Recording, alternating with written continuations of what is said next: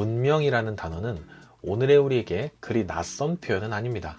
그러나 그것은 정확히 무엇을 뜻하는 말일까요? 한 사회의 발전 정도를 가늠하게 하는 것, 어떤 민족의 정신적 차원의 성취, 서구가 자임해온 보편의 가치를 갖춘 것, 문명하면 사람들은 대개 아놀드 토인비의 문명 순환론이나 세뮤얼 헌팅턴의 문명 충돌론을 떠올립니다. 하나 더 보태일 수 있으면 하랄트 밀러의 문명 공존론입니다. 오늘 제가 소개해드릴 내용은 이 계보를 잇는 또 하나의 최신 문명 담론, 바로 문명 교류학입니다. 이 영상을 끝까지 보신다면 기존 문명 담론들이 무엇을 설명해왔고 또 어디에서 한계를 드러냈는지, 그리고 그 한계를 넘어서기 위해 문명 교류학이라는 분과가 어떤 문제의식과 가능성을 제시하는지 매우 쉽고 빠르면서도 정확하게 이해하실 수 있게 될 겁니다. 이어지는 영상의 진행은 제가 정수일의 문명 교류학을 읽으며 정리해오던 내용들을 두고 단국대학교 이재령 교수님과 대화를 이어가던 중 교수님의 조언과 제안을 바탕으로 연구보고서로 제출되도록 기획되어 준비된 영상입니다. 이전에 어떤 영상들과는 다른 류의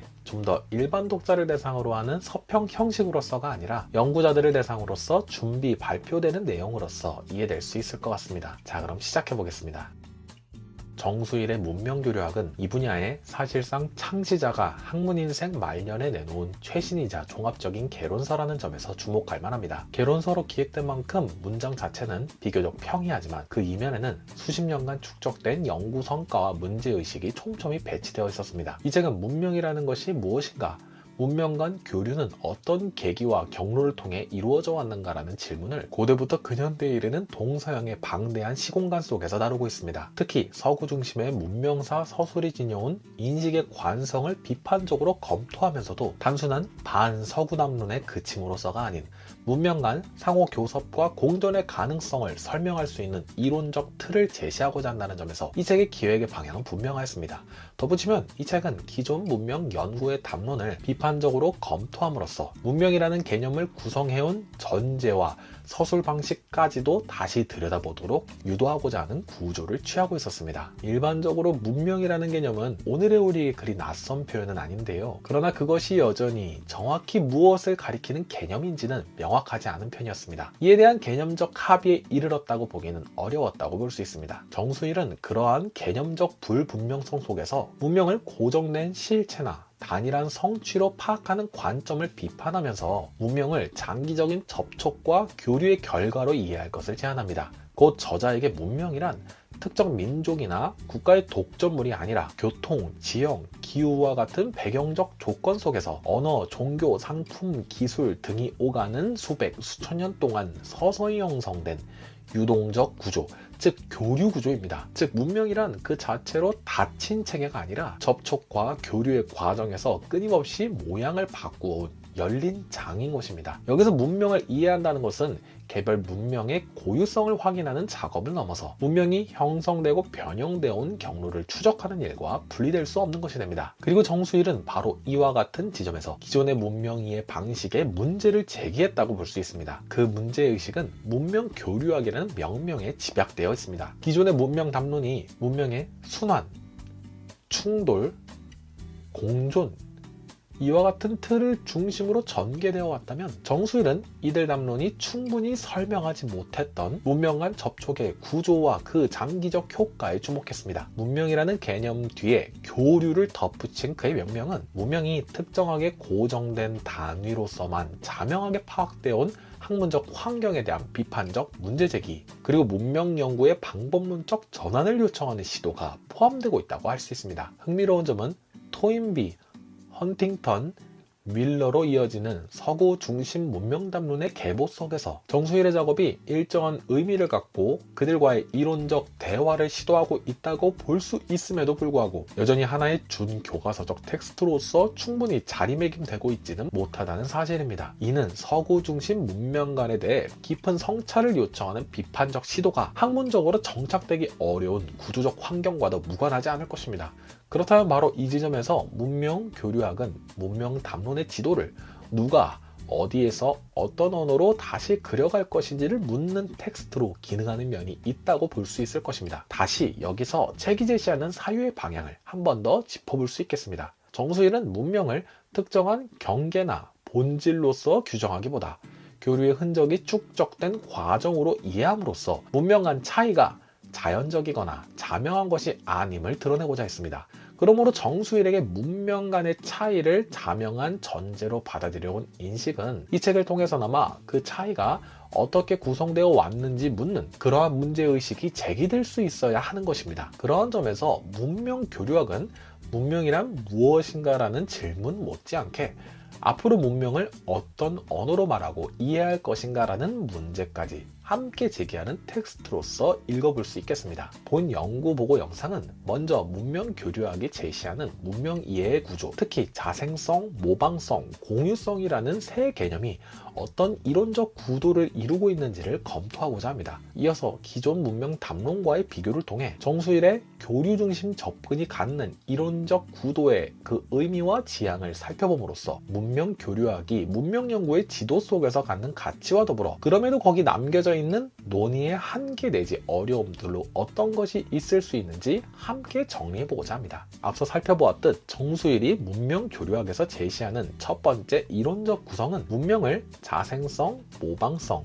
공유성이라는 세 개념을 통해 파악하는 방식입니다. 이 세 개념은 문명의 몇 가지 속성을 단순히 병렬적으로 나열한 것이 아니라 문명이 형성되고 확장되며 전파되는 과정을 설명하기 위한 구조적인 원리로서 제시된 것입니다. 정수일은 문명을 내부적 발생으로서의 자생성, 외부적 수용으로서의 모방성, 그리고 그 과정 속에서 형성되는 공통 기반의 축적으로서의 공유성이라는 이와 같은 세 흐름 속에서 파악하면서 이를 통해 문명을 고정된 실체가 아니라 유동적 구조로 이해하고자 했습니다. 먼저 자생성은 각 문명이 자신이 처한 고유한 지리, 기후, 경제, 사회적 조건 속에서 형성된다는 점을 가리킵니다. 문명은 외부와의 접촉 이전에 내부 환경의 제약과 가능성 속에서 출발하며 이러한 자생적 조건은 각 문명이 지닌 사유의 틀과 제도 형식의 기초를 이루게 되는 것입니다. 이어서 제시되는 모방성은 문명이 결코 폐쇄된 체계로 유지되어 온 적이 없음을 보여주는 기본적 개념입니다. 문명은 이웃 문명과의 접촉 속에서 자신에게 없는 요소를 받아들이고 변형하며 때로는 기존 질서를 재구성하는 방식으로 변화해 왔습니다. 이 두 개념을 통해 문명은 이미 단일한 공동체적 산물이라기보다는 변화 가능성을 내포한 구조로서 파악됩니다. 정수일의 이론적 구성에서 특히 주목되는 지점은 공유성을 문명 이해의 또 다른 중심축으로 제시한 데 있습니다. 그는 제도와 관행, 언어와 혈통, 윤리, 기술 등 다양한 사회적 요소들이 문명 내부에서만 완결되는 것이 아니라 교류의 과정 속에서 공통 기반, 곧 공분모성을 형성해 왔다고 봅니다. 곧 이 공통 기반이 공유성으로 개념화되면서 문명은 고립된 실체가 아니라 상호 관계 속에서 구성된 구조로 파악되는 것입니다. 공유성을 전면에 놓게 되면 문명 내부에서 발견되는 제도적 유사성이나 종교적 관념의 평행 발전 따위를 단순한 우연의 수렴으로 처리하기가 어려워집니다. 이러한 현상들은 장기적 교류의 결과로서 이해될 수 있으며 문명이 서로를 통해 재구성되어 왔다는 점을 보여주는 지표로 작용되는 것입니다. 그리고 이러한 이해는 문명을 민족주의적 정체성이나 지리적 경계 위에서 구획해온 기존의 관행과는 전혀 다른 설명 방식으로 받아들여지는 것입니다.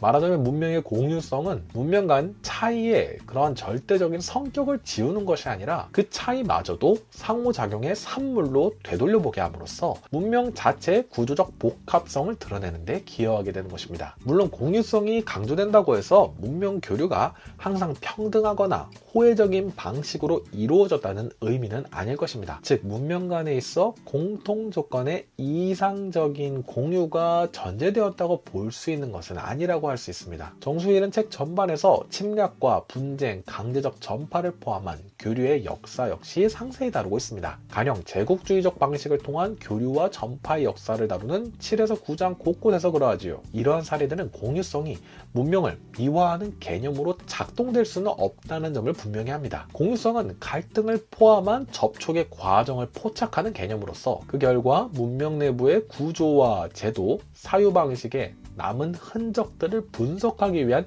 이론적 장치로 이해되는 것입니다. 정수일의 논의는 공유성을 문명의 속성일 뿐 아니라 문명이 지속되기 위한 조건으로까지 확장하고 있는 것으로 이해됩니다. 자생성과 모방성만으로는 문명이 폐쇄적 구조에 그칠 가능성이 있기 때문에 문명이 장기적으로 존속하기 위해서는 외부 문명과의 접점과 관련해서 자신의 구조를 조정하고 재구성할 수 있어야 했으리라는 것입니다. 덧붙여 정수일은 자생성, 모방성, 공유성 가운데 어느 하나라도 결여될 경우 문명이 침체하거나 기형화될 수 있다는 진단으로 이 삼각구도의 상호 연관성을 잘 보여줍니다. 이 삼각구도에 대한 이해를 바탕으로 정수일은 기존 문명론의 한계를 보다 분명히 드러냅니다. 정수일에게는 토인비나 헌팅턴처럼 문명을 문화권 단위나 정치 지정학적 실체로 상정하여 경계를 고착화하는 접근은 문명 간 관계의 복합적인 교차 양상을 충분히 설명할 수 없는 것으로 이해되는 것입니다. 이에 비해 문명 교류학은 문명을 경계에 따라 나누기보다 경계에 남은 흔적을 따라 교류의 역사를 복원하려는 시도로서 나타나 있습니다. 이 과정에서 문명의 핵심은 고립이 아니라 연결에 두어지면서 문명 교류학은 문명 이해의 기존 지형을 새롭게 서술하는 효과를 갖게 되는 것입니다. 요컨대 자생성, 모방성, 공유성이라는 삼각구도는 문명 교류학이 기존의 문명 담론을 넘어설 수 있도록 하는 정수일의 이론적 토대이자 문명을 전과 다르게 이해하기 위한 그의 사유틀의 기초를 이룬다고 말할 수 있습니다. 이 구도는 문명을 구획하는 언어에서 벗어나 문명을 관계 속에서 파악하는 언어로의 전환 지점을 드러내고 있으며 문명 교류학의 사유는 바로 이 지점에서 문명이라는 개념을 다시 사유할 수 있는 가능성을 제시하고 있다고 볼 수 있게 됩니다. 문명은 폐쇄된 실체가 아니라 상호작용의 결과다라는 문명 교류학의 기본 명제는 실제 역사 속에서 교류가 작동해온 구체적 양상을 확인함으로써 그 설득력을 확보할 수 있을 것입니다. 해당 내용은 6에서 12장 전반에 걸쳐 전개되고 있지요. 정수일은 문명의 교류를 문명 구조가 유지되거나 변형되는 과정과 긴밀히 연결된 동력으로 이해하는 가운데 고대에서 근대로 이어지는 동서 문명의 장기적 발전과 성장 그리고 변화를 설명하고자 했습니다. 정수일의 논의에서 중요한 초점은 교류의 결과만이 아니라 그러한 교류가 가능했던 조건에도 놓여 있다고 볼 수 있습니다. 정복과 전쟁, 종교 확산, 상업로의 개통과 같은 눈에 띄는 역사적 사건의 이면에는 지형과 거리, 교통로, 계절풍, 선박기술, 도시의 분포와 기능, 종교 네트워크와 같은 구조적 요인들이 작동하고 있었습니다. 문명과 접촉은 이러한 조건들의 제약과 가능성 속에서 이루어졌으며 교류 역시 이 배경적 구조 위에서 지속될 수 있었던 것입니다. 몽골 제국은 문명 교류학이 주목하는 사례 중 하나입니다. 정수일은 몽골의 군사적 정복 그 자체와 더불어 정복 이후 광범위한 제국이 통합되는 과정에서 나타난 교통체계의 일원화와 이동 환경의 변화에 역시 주목하는 바 있습니다. 역참제도의 확장과 교통망의 정비는 제국 전역에서 상인과 사신, 기술과 정보의 이동을 가능하게 했고 그 결과 유라시아 전반에서 교역과 교류의 범위와 밀도를 크게 발전되게 했습니다. 이러한 변화는 몽골 제국의 통치로 나타난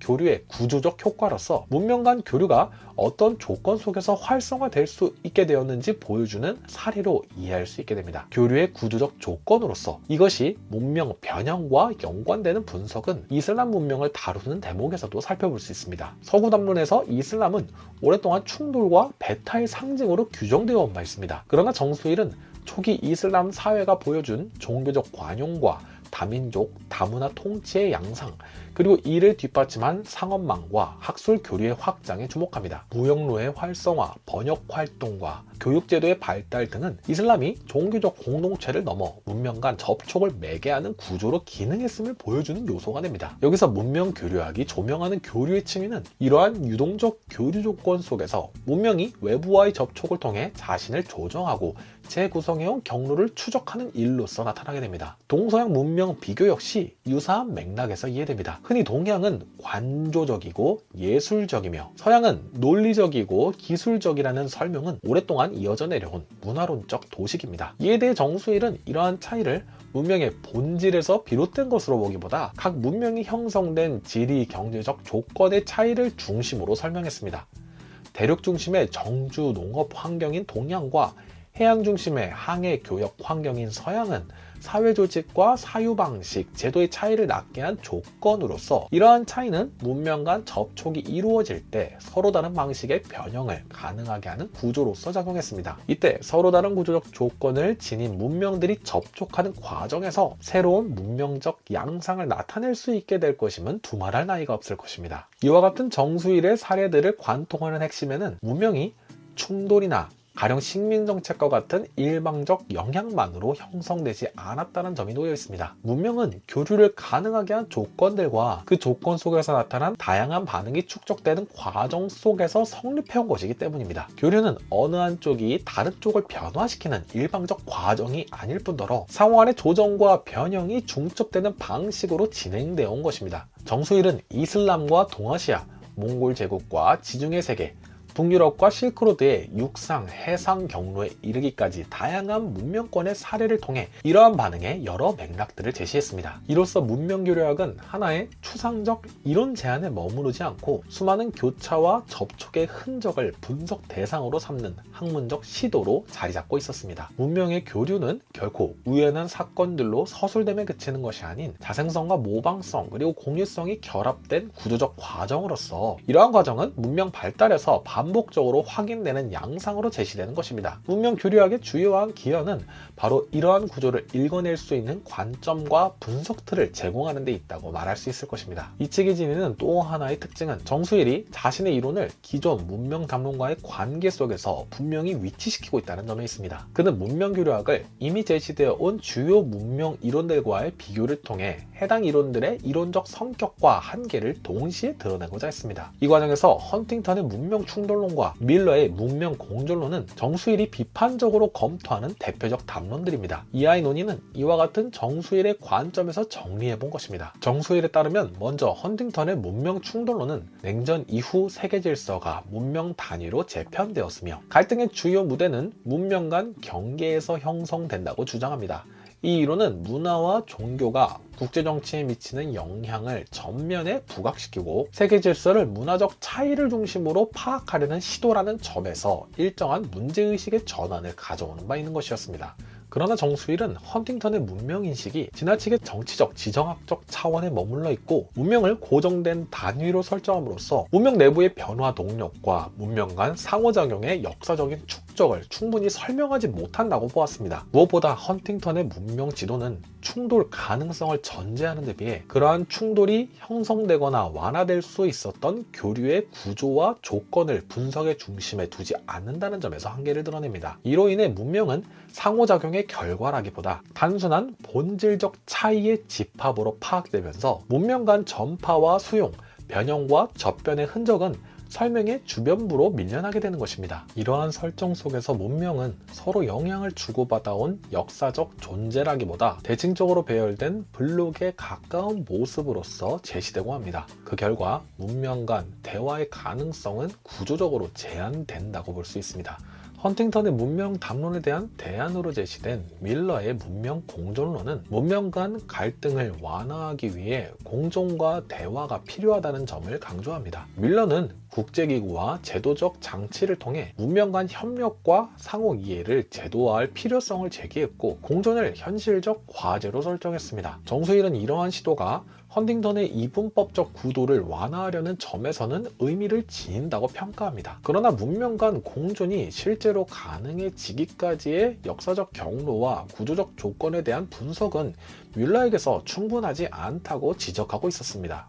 정수일의 관점에서 공존은 교류의 축적 속에서 형성된 그래서 그것으로부터 기인할 수 있는 가능성이지 교류의 구조를 충분히 해명하지 않은 상태에서 제도적으로 선언될 수 있는 목표가 아니었습니다. 그럼에도 뮬러의 논의는 공존의 필요성을 설득력 있게 제시하는 데 비해 공존을 가능하게 했던 문명 간 접촉의 방식과 그 과정에서 비롯된 변형의 구조적인 메커니즘을 본격적으로 분석하지는 못하는 것입니다. 이로 인해 문명 간 공존은 제도적, 정책적 과제로 제시되지만 문명 자체 가 어떻게 변화하고 재구성되어 왔는지에 대한 문제는 상대적으로 부각되지 않는 것입니다. 한편 정수일은 그들에 앞서 제시되었던 문명 순환론의 주창자 토인비의 역사의 연구를 불후의 명작으로 평가하면서 도전과 응전이라는 틀을 통해 문명의 성장과 쇠퇴를 설명한 그의 통찰을 문명 이론사에서 중요한 성취로 인정하는 바 있습니다. 정수일은 헌팅턴과 밀러의 이론을 토인비와 동일한 수준의 이론적 성취로 평가하지는 않지요.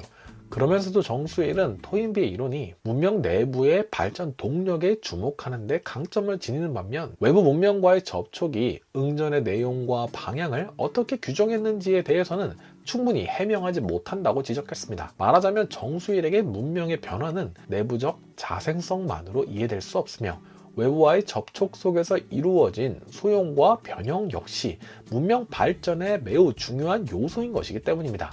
이러한 관점에서 문명은 자족적이거나 폐쇄적인 체계가 아니라 타자와의 관계 속에서 지속적으로 조정되고 재구성되어 온 존재로서 파악되어야 합니다. 정수일은 문명이 위기 상황에서뿐 아니라 평상시에도 다양한 수준의 교류를 통해 끊임없이 균형을 조정해 왔다는 점을 강조하는 바, 이로써 문명 발전을 단선적 내부 논리로 환원하는 접근에 거리를 두고 있었습니다. 요컨대 정수일의 문명 교류학은 헌팅턴, 밀러, 토인비의 이론에 대한 비판을 제기함으로써 자신의 이론적 자리를 설정합니다. 그는 문명 간 관계를 갈등과 화해, 충돌과 조정이라는 이분법으로 환원하지 않으며 문명이 언제나 교류의 흔적을 축적해온 역사적 구성물이라는 점을 전면에 내세웁니다. 문명은 타자와의 접촉 속에서 확장되고 갱신되어 왔으며 이러한 교류의 구조를 이해하지 않고서는 문명의 지속 가능성을 설명하기 역시 어렵다는 것이 그의 기본 입장입니다. 이러한 문제의식에 기초할 때 문명교류학은 기존 문명 담론들이 간과해온 전파와 수용,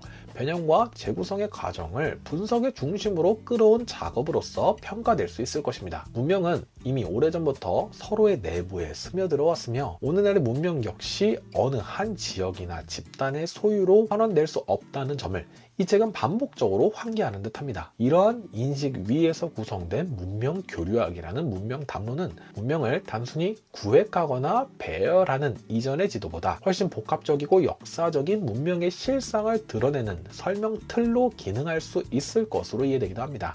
한편 이 이론의 이론적인 긴장과 향후 과제에 대해서는 이 영상의 조금 뒤로 넘어가서야 확인할 수 있게 될 것입니다. 문명 교류학이라는 학문적 제안이 단지 이론적 구상에 머무르지 않고 실증적 기반 위에 서 있는지에 대한 대답은 정수일이 실크로드를 다루는 방식에서 가장 분명하게 드러날 수도 있을 것입니다. 정수일은 실크로드학의 권위자이기도 합니다. 실크로드는 그의 서술 속에서 종교와 기술, 도시와 제도, 사람과 사상이 이동하며 서로 다른 문명권이 접촉하고 변형되는 과정을 담아내는 역사적 공간으로 제시되었습니다. 이러한 맥락에서 그는 실크로드를 문명 교류를 가장 집약적으로 보여주는 사례 중 하나로서 제시하면서 그 위에서 전개된 다양한 교차와 변형의 장면들을 따라가고 있었습니다. 정수일의 설명에 따라 실크로드는 초원로, 오아시스로, 해로가 겹겹이 이어지는 복합적 이동망입니다. 중국과 중앙아시아, 서아시아, 지중해 세계를 잇는 이 경로들은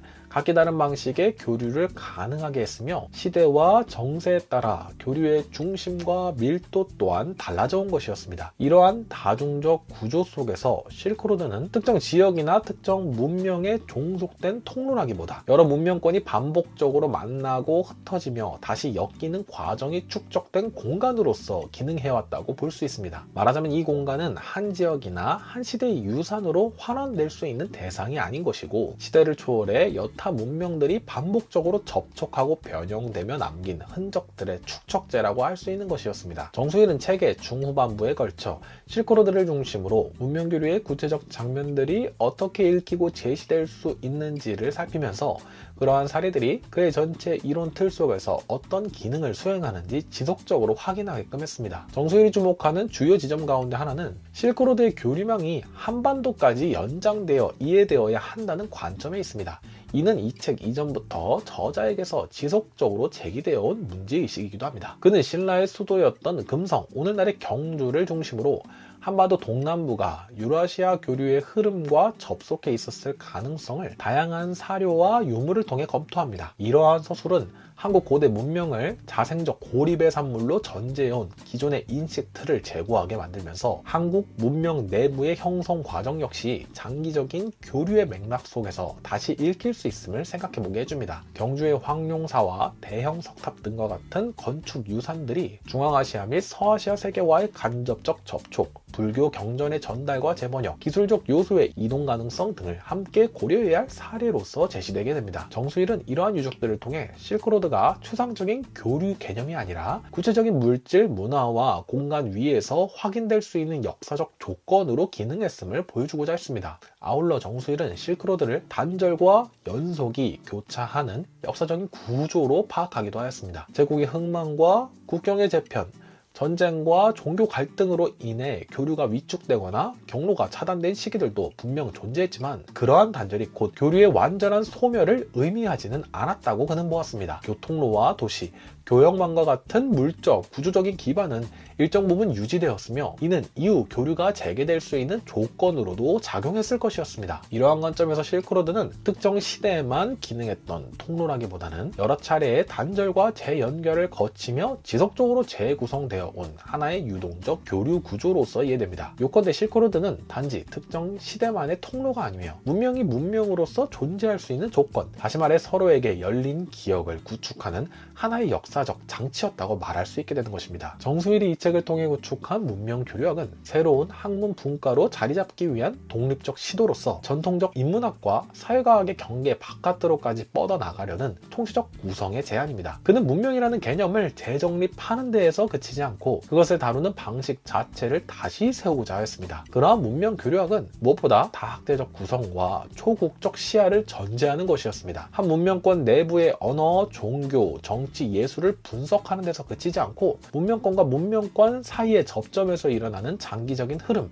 구조적인 교차, 문화적인 재조정의 양상을 추적할 수 있어야 하기 때문입니다. 여기에는 특정 시기에 단일 지역사나 단일 민족사로는 접근할 수 없는 폭넓은 이해가 필요합니다. 각 문명의 원전 언어, 아랍어, 라틴어, 중국어, 산스크리트 등을 직접 다루는 능력은 물론 지형과 교통, 환경 변화, 물류 시스템 같은 물질사적 이해도 필수적입니다. 이런 점에서 문명 교류학은 단순한 인문학의 한 연장으로서가 아니라 역사학, 지리학, 언어학, 인류학, 종교학, 고고학, 기술사 등 여러 학문이 긴밀히 교차하는 복합적 구성체로서 이해되어야 하는 것입니다. 정수일은 이 학문이 그간 한국 학계에서 활성화되지 못한 이유로 바로 이러한 구성의 난점을 들고 있습니다. 필요한 지식의 폭이 넓고 그를 위해 요구되는 연구자의 역량, 언어 능력, 체력, 필드 경험, 연구 시장의 장기간성 등이 과중하기 때문입니다. 그는 문명 교류학이 자리 잡기 위해서는 단순한 이론 정립만으로는 부족하며 현장 조사를 통한 실증적 검토가 병행되어야 한다고 보기도 하였습니다. 그의 저작 활동의 상당 부분이 중앙아시아와 동아시아 각지의 실크로드 현장 답사를 통해 축적된 자료 위에 기반하고 있다는 점은 이 학문이 현실과의 접촉 위에서만 성립 가능하다는 전제를 반영하고 있기도 합니다. 또한 문명교류학은 학문적 경계를 넘어서는 동시에 국가적 중심주의나 지역주의로 환원되지 않는 보편성을 지향하는 것으로서 이루어져야 하는 것입니다. 이는 서구 중심의 문명 담론을 비판하는 입장과도 연결되지만 단순한 비서구 중심론을 대체하는 것으로는 불충분하다는 입장과도 맥을 같이 합니다. 정수인이 말하는 보편 문명의 가능성은 바로 다양한 문명 간의 상호작용과 공유를 전제로 한 개방적 보편성이기 때문입니다. 이러한 태도는 문명을 수평적으로 바라보는 자세를 요청하면서 정치적, 문화적 중심 의식을 경계하게 만들고 있는 것입니다. 이 학문은 지식의 총합을 요구하고 있는 것만이 아니라 문명 간의 관계를 구성하는 데 있어 보다 윤리적이고 구조적인 성찰을 요구하고 있다고 말할 수 있을 것입니다. 물론 문명 교류학은 여전히 신생 학문이며 주류 학계의 중심으로 진입하지는 못한 상태라 보는 것이 정직할 것입니다. 그러나 동시에 그것은 기존 학문 분과들이 가지지 못한 장기적인 호흡, 실천적인 구조 해석 능력을 지닌 잠재적 구성체라고도 할 수 있을 것입니다. 그러나 한편 이것이 정수일이라는 단독자의 성취로 그치지 않기 위해서는 이 구조를 실질적으로 해석하고 정연해 갈 수 있는 후속 연구자들의 양성이 요구된다고 말할 수 있습니다. 한 사람이 모든 문명을 연구할 수는 없지만 각 문명을 연결하는 관계의 구조를 공동으로 사유하는 연구가 이어질 때 문명 교류학은 독립된 분과를 넘어 하나의 방법론적 기반으로 자리 잡을 수 있을 것입니다. 문명 교류학이 제시하는 이론적 틀과 장기 지향적 시야는 문명 연구의 지형을 새롭게 구성하려는 중요한 시도로 평가될 수 있습니다. 그러나 이러한 기여와 더불어 이 이론이 현실의 연구 환경 속에서 직면하게 되는 긴장과 과제 역시 분명히 존재한다고 할 수 있습니다. 이는 문명 교류학 자체가 다루는 범위의 광대함뿐 아니라 그 이론이 성립하기 위해 요구되는 학문적 조건에서 비롯되는 것이기도 합니다. 우선 문명 교류학은 다학제적, 초국적 접근을 핵심 구성 원리로 삼고 있지만 바로 이 지점이 이론적 확장성과 실증적 적용 사이의 간극을 만들어낼 가능성을 내포합니다. 거시적 범위에서 개념과 구조를 제시하는 데에는 강점이 있지만 이러한 개념들이 지역별, 시대별, 미시적 사례 분석과 어떻게 접속되어야 하는가에 대해서는 더 정교한 조정이 필요하다고 할 수 있을 것입니다. 문명 교류학이 제안하는 보편적인 틀을 실제 역사 연구에 적용할 때 분석 단위와 방법론의 수준을 세밀하게 조율하는 작업은 후속 연구의 몫으로 남아있다고 할 수 있습니다. 또한 문명 교류학은 외부와의 접촉을 문명 형성의 지속적 조건으로 제시하지만 이러한 설명 방식은 때로 문명 내부의 자생적인 변화나 연속적이지 못한 그러한 전환들의 동인을 충분히 포착하기는 어렵게 만들 수도 있을 것입니다. 문명 간 교류의 구조를 밝히는 데 탁월한 만큼 개별 문명 내부에서 나타나는 단절, 전환, 내적 재구성의 문제를 어떻게 함께 조명할 것인지가 향후 이론적 보완의 과제를 할 수 있습니다. 더 나아가 문명 교류학의 상당 부분이 정수일 개인의 현장 조사, 언어 역량, 장기적 자료 축적에 기반하고 있다는 사실 역시 학문 문과 형성의 관점에서는 중요한 긴장을 드러냅니다. 이러한 작업은 분명 독보적 성취이지만 동시에 동일한 방식으로 학문을 재현하거나 계승하기 어려운 구조적인 조건을 남긴다고 볼 수 있습니다. 문명 교류학이 하나의 이론적 틀을 넘어 학문적 필드로 자리 잡기 위해서는 개인의 역량에 의존하지 않는 집단적인 연구 기반, 장기적인 인프라, 자료 접근성의 확보가 필수적일 것으로 여겨집니다. 마지막으로 문명 교류학이 제시하는 보편 문명 또는 개방적 보편성은 서구 중심주의나 지역주의를 넘어서는 대안적 관점을 제시한다는 점에서는 의미가 있지만 동시에 이러한 개념 역시 보편성의 수준, 범위, 내용을 둘러싸는 새로운 논쟁을 열어놓을 수 있다는 맥락이 제기될 수 있어야 할 겁니다. 문명 간의 상호작용을 강조하는 방식이 자칫 교류란 곧 통합, 연합되는 것이다라는 지나치게 나이브한 방향으로 이해될 수 있어 보이기 때문입니다. 그러기에 문명 간 갈등, 비대칭, 권력 관계를 함께 분석하는 구조적인 장치가 필요할 것으로 사료됩니다. 요컨대 문명 교류학은 새로운 문명 이해의 틀을 제시하는 동시에 그 틀이 성립하기 위해 요구되는 조건과 구조적 제약을 함께 노출시킵니다. 바로 이 지점이 이 이론이 지닌 가장 생산적인 긴장인 동시에 향후 문명 연구가 발전해갈 방향을 모색해야 할 중요한 영역이 된다고 말할 수 있겠습니다. 이 연구 보고 영상은 정수일의 문명 교류학이 문명이라는 개념을 어떻게 재구성하고 있는지를 살펴보고 그 이론적 성격과 의의를 검토하는 데서 출발했습니다. 문명을 고정된 성취나 단일한 본질로 파악하는 기존 관성을 벗어나서 자생성, 모방성, 공유성이라는 구조를 통해 문명을 장기적 교류의 과정으로 이해하려는 시도는 문명 연구의 시야를 분명히 확장하는 면이 있습니다. 동시에 문명 교류학은 헌팅턴, 윌러, 토인비로 대표되는 기존 문명 담론에 대한 비판을 통해 문명 간 관계를 갈등과 충돌 혹은 선언적 공존의 문제로 환원하지 않는 대안을 제시하고자 했습니다. 문명은 언제나 타자와의 접촉 속에서 구성되어 왔으며 교류의 구조를 분석하지 않고서는 문명의 형성과 변형을 충분히 설명할 수 없다는 점을 이 책은 반복적으로 제시하고자 했습니다. 이러한 문제의식은 문명 연구를 단일 지역사나 민족사 중심의 서술에서 벗어나 보다 관계적이고 구조적인 차원으로 이동시키는 계기를 제공해주는 것이었다 할 수 있을 것입니다. 그러나 앞서 살펴본 바와 같이 문명 교류학이 지닌 이론적 확장성은 동시에 학문적 제약과 과제를 노출시키기도 한다 할 것입니다. 다학제적, 초국적 접근이 요구하는 연구 조건, 거시적 이론과 미시적 사례 사이의 긴장, 그리고 정수일 개인의 연구 방식에 크게 의존해온 축적 구조는 향후 문명 교류학이 학문 분과로 자리 잡는 과정에서 반드시 검토되어야 할 문제들이 될 것입니다. 이러한 점들은 이론의 결함이라기보다는 오히려 이 이론이 실제 연구로 확장되기 위해 넘어야 할 조건을 분명히 드러낸다는 점에서 생산적인 긴장으로 이해될 수 있을 것입니다. 요컨대 문명 교류학은 문명 연구에 하나의 완결된 해답을 제시하기보다 문명을 사유하는 전과 다른 방향과 방법론을 제안하는 작업이라 할 수 있습니다. 이 책은 문명이 무엇이었는지를 묻는 데서 그치지 않고 문명을 어떻게 이해하고 서술해야 하는가라는 질문을 다시 제기해주고 있었습니다. 문명 교류학이 열어놓은 이 질문은 향후 연구자들이 각자의 위치에서 교류의 구조를 구체화하고 확장해 나갈 때 비로소 그 의미를 완성하게 될 것입니다.